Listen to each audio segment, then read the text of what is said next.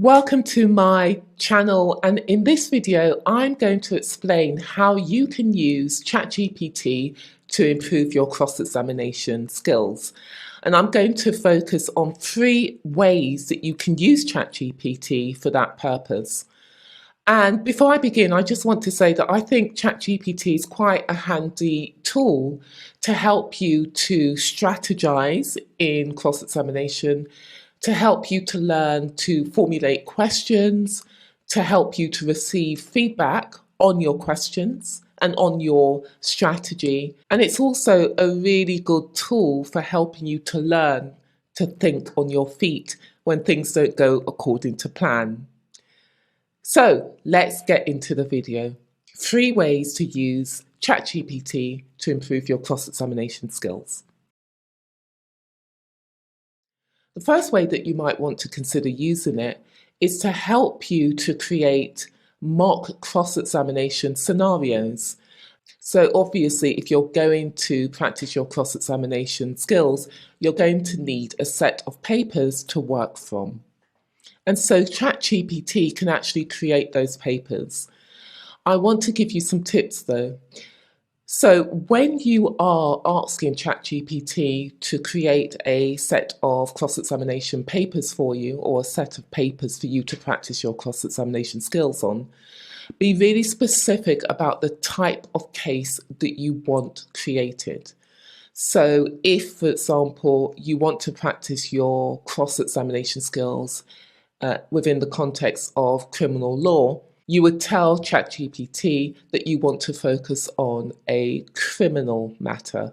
If you want to practice your cross-examination within the context of a civil matter, then you would specify that that is the case. You should also be really clear about the legal jurisdiction. So for me, my legal jurisdiction would be England and Wales. I would also tell ChatGPT which documents you want it to create.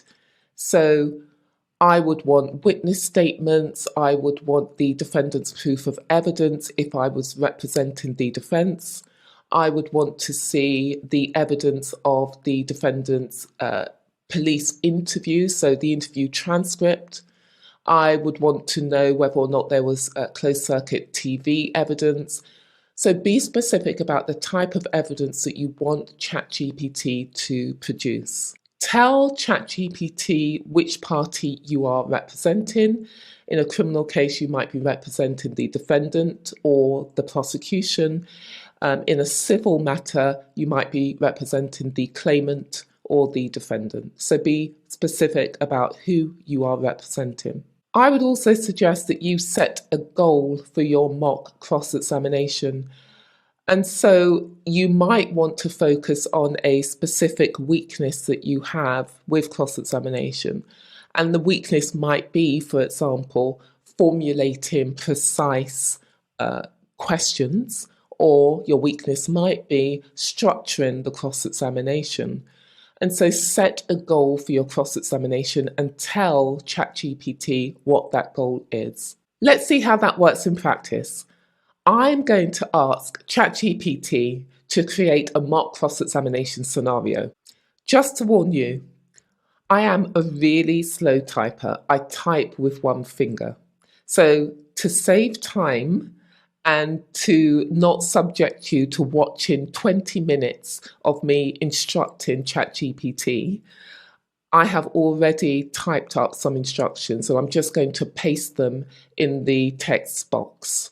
You can see the instructions that I've given to ChatGPT. I've asked it to create a detailed mock scenario for a criminal case. I've told it I'm representing the defendant. I've told ChatGPT where the legal jurisdiction is. The defendant is to be tried for burglary. And I've told ChatGPT the elements that should be included in the set of papers. Please feel free to pause the video so that you can read the details that I've provided to ChatGPT yourself. So I'm going to now post that. So ChatGPT has produced this scenario I'm going to scroll down so that you can read it for yourself. And again, please feel free to pause the video so that you can read the scenario in detail. Now, I am not happy with the level of detail that has been produced by ChatGPT. I want to know precisely what the eyewitness saw. There just isn't enough detail on which I can cross-examine the witness.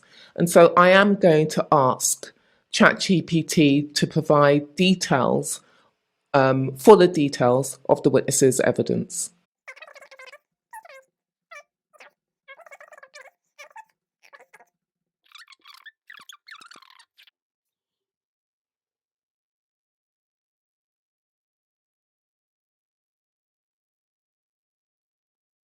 Okay, so you can see that we have a much more detailed account of what Mr. Smith observed. So again, please feel free to pause the video so that you can read everything that has been generated. Okay, I hope you've had an opportunity to read the scenario. And again, I'm still not entirely happy with the scenario that has been created. I think I would like more detail about what Mr. Smith, the eyewitness, said in examination in chief, so I can work on exposing inconsistencies between what he said in examination in chief and what he said in his witness statement. But for the purposes of this video, I think that's all I want to say about how to use ChatGPT to create mock cross-examination scenarios. I think it's a really effective tool. The next way that you can use ChatGPT to help you with your cross-examination skills is to actually get it to role play the witness. So you can tell ChatGPT to role play a specific witness, and you can actually tell ChatGPT how you would like the witness to be role played. So if you want to practice cross-examining witnesses who are belligerent or uncooperative or unwilling to concede even the most basic facts, tell ChatGPT to do so. If you want to practice role-playing witnesses who are talkative, tell ChatGPT to role-play that type of witness. If you want ChatGPT to be honest and cooperative, tell ChatGPT to be honest and cooperative. And so I'm now going to demonstrate how I would instruct ChatGPT to role-play the witness and which witness I want ChatGPT to role-play. You'll see that I've told ChatGPT that I would like it to role-play Mr. Smith. I've told it that I will type my questions and please respond to the questions. And I've told ChatGPT that Mr. Smith should be professional, honest and confident, but when cross-examined about specific details, show signs of uncertainty due to the passage of time. And that it should provide consistent evidence, consistent testimony. Let's post that and see what is generated.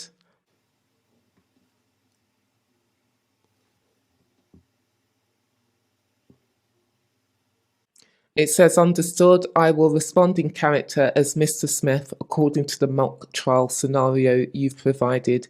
Please proceed with your questions. ChatGPT can actually give you feedback on your questions. So it can give you feedback on how you structured the question, how you phrased the question, whether it was the right type of question, whether it was asked at the right time in the cross-examination. You can receive feedback on all of your questions. So what you should do now is to actually type up one question at a time, receive a response, and then ask your next question, receive a response, and so forth until you've completed your cross-examination. And then at the end, you could actually ask ChatGPT to provide you with feedback on your questions. Let's ask some questions now And let's just see how ChatGPT responds. I'm going to throw in some inappropriate questions, some badly phrased questions. Let's just see if ChatGPT will let me get away with those questions. Okay, first question. It was 2:30 a.m. when you saw the person climbing through the window, and ChatGPT confirms that this is correct. And you said that although there was a street light in front of the house, the area was dimly lit. And ChatGPT has said, yes, that's correct. The street light in front of the house wasn't working, so the area was dimmer than usual, only lit by some of the other street lights further down the road. ChatGPT is confirming the evidence that it gave previously. You also told the court that there was no moonlight. And ChatGPT responds, that's right. On that night, the moon was obscured by heavy cloud cover, so there was very little natural light. It was quite dark. My next question. You provided a description of the person you saw as being 5'10", medium build, wearing a dark hoodie and jeans. And ChatGPT confirms, that is the description I gave, yes. The individual was about 5 feet 10 inches tall, had a medium build, and was wearing dark hoodie and jeans. Would you accept that is quite a general description? And ChatGPT says, yes, I would accept that it's a general description. It was difficult to make out more specific details due to the poor lighting conditions that night. Well, that's very helpful, isn't it? You didn't describe the person's facial features. And ChatGPT agrees, no, I didn't see the person's face clearly. The hoodie was up and it was dark. I couldn't make out the facial features. You didn't describe the person's skin color.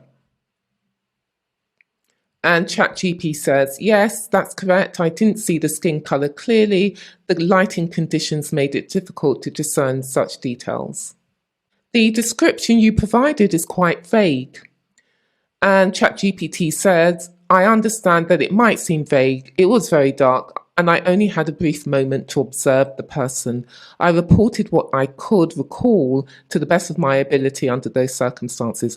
Well, this cross-examination is going really well, isn't it? Mr. Smith, you told the court that you saw Mr. Doe climb through a window. Response, yes, I did say that I saw a person who I believe to be Mr. Doe climbing through the window. It's fair to say that you didn't see him walking up to the property.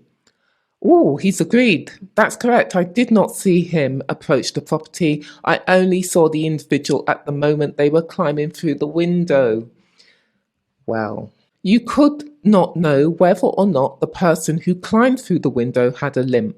ChatGPT is thinking about this answer. That's true. I couldn't discern if the person had a limp as they climbed through the window. My earlier statement about recognizing Mr. Doe's distinctive walk was based on my previous observations of him, not from that night. Okay, that doesn't make any sense as a response, but I guess a witness could respond that way if they were confronted with an implausibility in the evidence that they gave. So I'm now going to throw in a question that is completely random and irrelevant and badly phrased. And I want to see if I'm going to receive feedback on that in due course. So let's just ask this. You are a liar, aren't you? You hate Mr. Doe. You committed the burglary.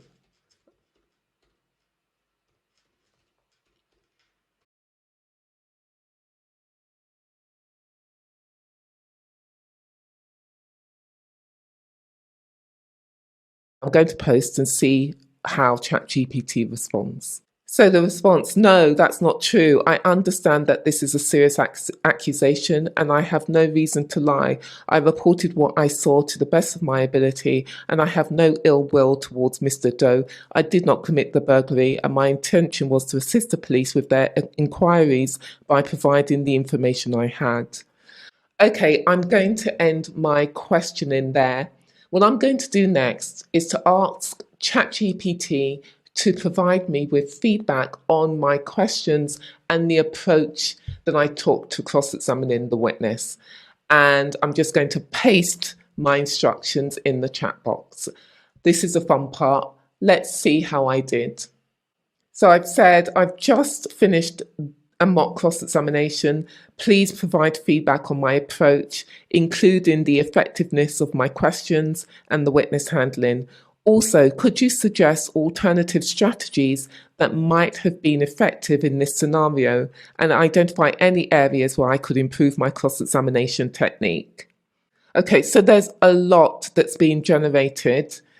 I thought it would be a good idea to record a voiceover, just spending a little bit more time on the feedback generated by ChatGPT. In terms of the effectiveness of questions, ChatGPT said that the questions were pointed and direct, aiming to uncover inconsistencies or uncertainties in the witness's statement. You effectively focused on the conditions of the environment at the time of the incident, which is crucial in assessing the reliability of the witness's identification of the defendant. So I felt that that feedback was fair and appropriate. In terms of the witness handling feedback, ChatGPT stated you maintained a consistent line of questioning that built upon previous answers, which is good practice in cross-examination. This approach can help to demonstrate to the court the conditions under which the witness made their observations, potentially highlighting their unreliability. Again, I have no issue with the feedback. I felt that the feedback provided was accurate and appropriate. But if we look at the alternative strategies, this is where I feel that ChatGPT's feedback really made no sense. So, first of all, exploring alternative explanations. And ChatGPT says that you could consider exploring other scenarios that could explain the presence of the defendant near the crime scene, thereby offering an alternative narrative to the witness's account. I don't really agree with that. I think what you should be doing in cross-examination is simply putting your client's case. And here, my instructions were that the defendant was in the vicinity, that he found the item stolen from the burglary. I don't think it's appropriate to be suggesting alternative explanations. My client's case is clear. He was in the vicinity of the burglary. He found one item stolen from the burglary, but he doesn't accept that he was the person who carried out the burglary. So that's all I'm going to be putting to the witness. I'm going to be suggesting that the witness is mistaken, that my client wasn't involved in the burglary. I don't want to be putting forward alternative explanation. In terms of the second piece of feedback, this second alternative strategy, ChatGPT suggests introducing testimony or evidence that may contrast the character of the witness with their statement to create a sense of doubt about their reliability or motive. This doesn't make any sense whatsoever. I don't know what he means or what it means when it says introduce testimony or evidence that may contrast the character of the witness with their statement. That doesn't make any sense. Perhaps ChatGPT suggesting that I highlight inconsistencies between what was said in the witness statement and what Mr. Smith said during the course of the examination in chief, which of course would be perfectly permissible and appropriate. I do agree that the witness should be cross-examined in order to undermine their reliability, but that's about it. In terms of expert testimony, using an expert to discuss the limitations of human perception and memory. Okay, so an expert is not necessary here. You can simply cross-examine the witness on the limitations of their perception. You don't need an expert for that. And in any event, this is a publicly funded defendant. Public funds would not be provided to enable an expert witness to be instructed on this issue. Now, areas for improvement. I'll just move the screen up, or the text up rather. Question structure. Ensure that your questions are open-ended where appropriate to allow the witness to elaborate. I disagree with that entirely. In cross-examination, as you all know, you should be asking leading questions in order to control the witness. You really do not want to be asking open questions unless you have a specific strategy or trap that you're setting for the witness. Now, ChatGPT goes on to say control of the witness. At times, you may need to be firmer to prevent the witness from providing additional unsolicited information. I have 2 points to make here. Firstly, this contradicts the previous feedback about question structure. And secondly, I didn't feel that the questions that I posed allowed for the witness to provide additional unsolicited information. ChatGPT has also suggested that I work on my pacing and timing.